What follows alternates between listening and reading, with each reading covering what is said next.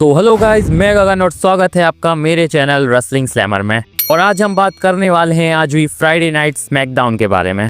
लेकिन इससे पहले वीडियो में आगे बढ़ें, प्लीज गाइस वीडियो को लाइक कर दो और चैनल को सब्सक्राइब भी कर दो यार। तो आज की स्मैकडाउन की शुरुआत करते हैं रियल जॉन सीना, जो कि बहुत टाइम बाद हमें देखने को मिल रहे थे। क्राउड यहाँ जॉन सीना का पहले तो बहुत अच्छे तरीके से स्वागत करता है और आज क्राउड की तरफ से हमें सीना सक्स के चैंट सुनाई नहीं दे रहे थे, बल्कि क्राउड यहाँ थैंक यू सीना और लेट्स गो सीना के चैंट्स लगा रहा था। जॉन सीना पहले तो स्मैकडाउन जहाँ से हो रही है मॉन्ट्रियल की तारीफ करते हैं। इसके बाद वो कहते हैं कि उनके पास अब बस 11 डेट्स ही बची हैं और अब वो बहुत डर रहे हैं कि उनकी रिटायरमेंट डेट पास आने वाली है। इसी के साथ जॉन सीना को ये भी लगता है कि उनके रिटायरमेंट के बाद सब उन्हें भूल जाएंगे, जो कि मुझे नहीं लगता कि कभी होने वाला है। जॉन सीना को कोई क्यों और कैसे भूल सकता है। इसके बाद जॉन सीना वो ब्रॉक लेसलर के रूमर की भी बात करते हैं, जहां बताया जा रहा था कि जॉन सीना ने ब्रॉक लेसलर को पिक किया है। जॉन सीना यहाँ कहते हैं कि भाई कोई ब्रॉक लेसलर जैसे बंदे को क्यों ही पिक करेगा, और कौन वो पागल बंदा होगा जो ब्रॉक लेसलर से मैच चाहता है। लेकिन अब क्योंकि ब्रॉक लेसलर उनके सामने आकर खड़े हो चुके हैं तो वो पीछे नहीं हटेंगे, क्योंकि असली जॉन सीना अब वापस आ चुका है। इसके बाद वो ब्रॉक लेसलर से कहते हैं कि if you want some come get some. अब यहाँ लग रहा था कि हो सकता है ब्रॉक लेसलर की एंट्री हो जाए, लेकिन तभी हमें यहाँ देखने को मिलते हैं लोगन पॉल, जिन्हें क्राउड की तरफ से थंडरस बू मिल रहा था। पहले तो क्राउड लोगन पॉल को बोलने ही नहीं दे रहा था। लोगन पॉल रिंग में आते हैं और जॉन सीना उनसे कहते हैं कि तूने अपने लिए बहुत बड़ी मुसीबत खड़ी कर ली है। लोगन पॉल यहाँ कहते हैं कि वो जॉन सीना की तरह कैरेक्टर चेंज नहीं करते और वो जैसे शुरू में थे वैसे अभी भी हैं। इसके बाद वो खुद को बेस्ट रेसलर बताते हैं WWE का, और उनका कहना था कि जॉन सीना को भी इस बात का पता है।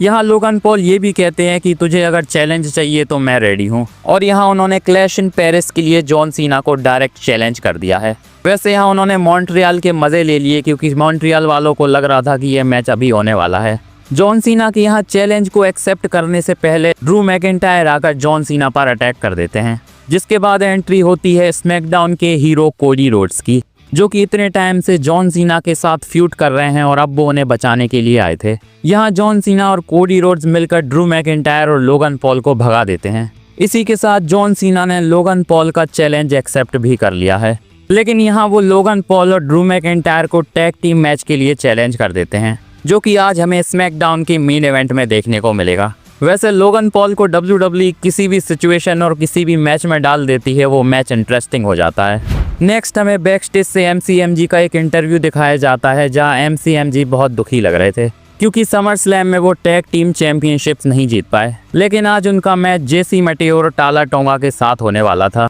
जहां उनका कहना था कि वो फिर से मोमेंटम को वापस लेने वाले हैं। और इसके बाद हमें इन्हीं का नेक्स्ट मैच देखने को मिलता है। इस मैच में टाला टोंगा बहुत तगड़े तरीके से डोमिनेट कर रहे थे। मैच ये हमें ठीक ठाक देखने को मिलता है, जहां चोक स्लैम के साथ यहाँ टाला टोंगा और जेसी मटेओ की जीत हो जाती है। लेकिन यहाँ इसके बाद निक ऑल्डिस आ जाते हैं, जहां वो सोलो सिकोआ से कहते हैं कि भाई तू खुद को बेस्ट बताता है तो अब तुझे इसे झेलना पड़ेगा।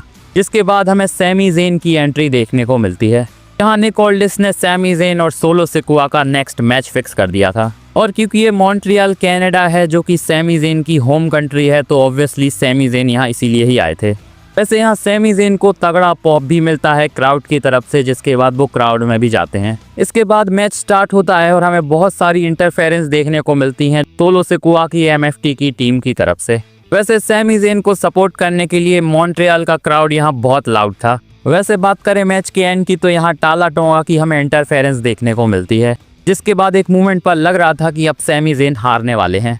लेकिन इसके बाद सोलो सिकोआ के समोन स्पाइक से बचते हुए सैमी ज़ेन उन्हें रोल अप कर देते हैं, और यहाँ मॉन्ट्रियल कनाडा में आज सैमी ज़ेन की विक्ट्री हो गई है, जो कि बहुत ऑब्वियस था कि सैमी ज़ेन को स्मैकडाउन में हरवाने के लिए तो WWE नहीं लाई थी, पर यहाँ उन्होंने US चैंपियन को पिन किया है, तो शायद इसका मतलब फ्यूचर में भी कुछ हो सकता है।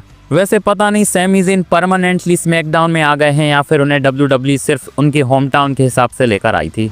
इसके बाद हमें स्ट्रीट प्रॉफिट्स और DIY बैक स्टेज से देखने को मिलते हैं, जहां समर स्लैम में कैंडिस लरे के वो हादसे के बाद अब यहाँ DIY पूरा ब्लेम स्ट्रीट प्रॉफिट्स पर डाल रही है। जिसके बाद निक ऑल्डिस भी यहाँ आते हैं और नेक्स्ट वीक इनका मैच ऑफिशियल हो जाता है। नेक्स्ट हमें शार्लेट फ्लेयर और अलेक्सा ब्लिस का एक इन रिंग सेगमेंट दिखाया जाता है, जहां शार्लेट फ्लेयर आज अलेक्सा ब्लिस को बर्थडे गिफ्ट देने वाली थी। यहाँ वो एक बड़ा सा केक लेकर आई थी जिस पर कॉन्ग्रेचुलेशंस शार्लेट बहुत बड़े बड़े शब्दों में लिखा हुआ था, लेकिन जिसके लिए वो लेकर आई थी अलेक्सा ब्लिस वो बहुत छोटे छोटे शब्दों में लिखा था। यहाँ वो अलेक्सा ब्लिस को एक लिली डॉल भी देती हैं जिसने वी आर नॉट फ्रेंड्स वाली मर्च पहनी हुई थी, लेकिन वो कहती हैं कि क्योंकि अब हम टैग टीम है तो हमारी डॉल्स की भी एक टीम होनी चाहिए। जिसके बाद वो एक और डॉल निकालती हैं जिसका नाम चार्ली था, और बहुत ही फनी लग रहा था जब वो कहती हैं कि भले ही ये डॉल अगली है लेकिन सेंटीमेंट ज़्यादा मैटर करते हैं। इसके बाद वो अलेक्सा ब्लिस से हक की डिमांड करती हैं। इसके बाद यहाँ चेल्सी ग्रीन की एंट्री हो जाती है। चेल्सी ग्रीन यहाँ आकर अपना वही टैग टीम वाला रोना रो रही थी, जिसके बाद शार्लेट फ्लेयर चेल्सी ग्रीन को चैलेंज कर देती हैं। चेल्सी ग्रीन को यहाँ देखकर लग रहा था कि वो सिचुएशन से भागने का ट्राई कर रही हैं, लेकिन तभी निक ऑल्डिस आते हैं जो कि एक ब्रांड न्यू रेफरी लेकर आए थे जिसे वो अलेक्सा ब्लिस का बर्थडे प्रेजेंट बता रहे थे, और यहाँ मैच फिक्स हो जाता है चेल्सी ग्रीन और शार्लेट फ्लेयर के बीच में।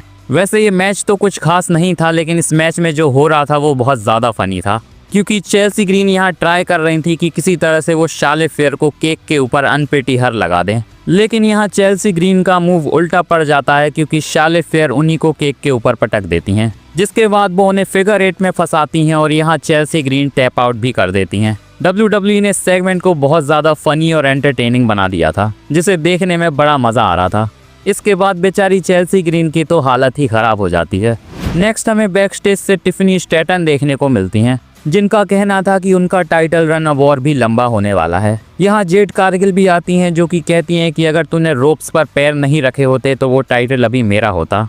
इसी के साथ उनका कहना है कि नेक्स्ट टाइम जब वो उन्हें फेस करेंगी तो स्टोरी डिफरेंट होगी, लेकिन यहाँ टिफनी स्टैटन का कहना है कि स्टोरी भले ही डिफरेंट हो लेकिन मैच का रिजल्ट तो सेम ही होगा। टिफनी स्टैटन के जाने के बाद यहाँ कियाना जेम्स और जूलिया भी आते हैं जो कि जेड कारगिल की हेल्प करना चाहते थे टिफनी स्टैटन से टाइटल लेने के लिए, लेकिन यहाँ जेड कारगिल बिल्कुल भी इंटरेस्टेड नहीं लग रही थी।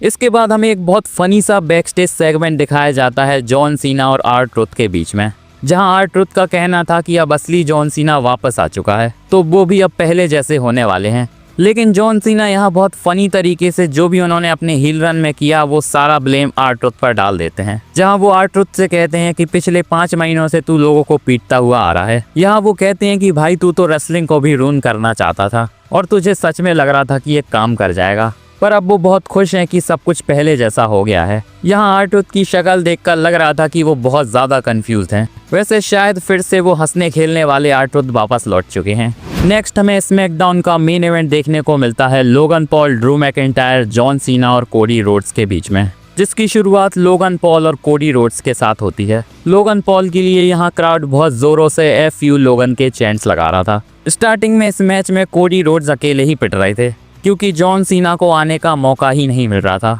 लेकिन क्राउड बहुत ज़्यादा हाइप्ड अप था कि जॉन सीना मैच में आए। जिसके बाद फाइनली जॉन सीना को भी एक हॉट टैग मिल जाता है, जिसके बाद वो रिंग में जाकर लोगन पॉल को बुरी तरह से धोते हैं और दोनों ब्रॉल करते हुए बैक स्टेज चले जाते हैं। लेकिन इसके बाद दोनों रिंग में आते हैं जहां लोगन पॉल लो ब्लो मार देते हैं जॉन सीना को, और ये मैच यहीं डिस्क्वालिफिकेशन में एंड हो जाता है। यहाँ जॉन सीना का काम तो खत्म हो जाता है, लेकिन ड्रू मैकिंटायर कोडी रोड्स को बहुत बुरी तरह बजा रहे थे, जहां वो कोडी रोड्स के ऊपर चैंपियनशिप से भी अटैक करते हैं। और इसके बाद हमें एक खतरनाक सा स्पॉट देखने को मिलता है जब ड्रू मैकिंटायर एक तगड़ी क्लेमोर किक मारते हैं कोडी रोड्स को अनाउंसिंग टेबल के नीचे। शायद किसी ने पहली बार ऐसा मूव किया होगा क्योंकि यहाँ टेबल के नीचे का पूरा हिस्सा गोल हो चुका था। जिसके बाद ड्रू मैकिंटायर कोडी रोड्स से कहते हैं कि मैंने कहा था कि तू अगर रिटेन करेगा तो मैं तेरे लिए आऊँगा। और अब यहाँ से क्लियर लग रहा है कि नेक्स्ट हमें ड्रू मैकिंटायर और कोडी रोड्स की फ्यूड देखने को मिलेगी, जो कि बहुत इंटरेस्टिंग होने वाली है क्योंकि बहुत टाइम से ड्रू मैकिंटायर और कोडी रोड्स की फ्यूड ड्यू है। वैसे मुझे लग रहा था कि आज की स्मैकडाउन में शायद हमें ब्रॉक लेसलर भी देखने को मिल सकते हैं, लेकिन फिलहाल शायद WWE जॉन सीना और ब्रॉक लेसलर की फ्यूड को धीरे धीरे आगे बढ़ाएगी क्योंकि क्लैश इन पेरिस के लिए जॉन सीना और लोगन पॉल का मैच ऑलरेडी अनाउंस हो चुका है। तो देखते हैं नेक्स्ट अब ब्रॉक लेसलर हमें कहां देखने को मिलेंगे। बाकी आज का मेन इवेंट WWE ने काफ़ी इंटरेस्टिंग बनाया था। बाकी अगर वीडियो को लास्ट तक देख लिया है तो प्लीज़ गाइज लाइक और सब्सक्राइब करना मत भूलना और बेल आइकन को भी दबा देना ताकि मेरी वीडियो की अपडेट आप तक पहुंचती रहे। मिलते हैं नेक्स्ट वीडियो में, धन्यवाद।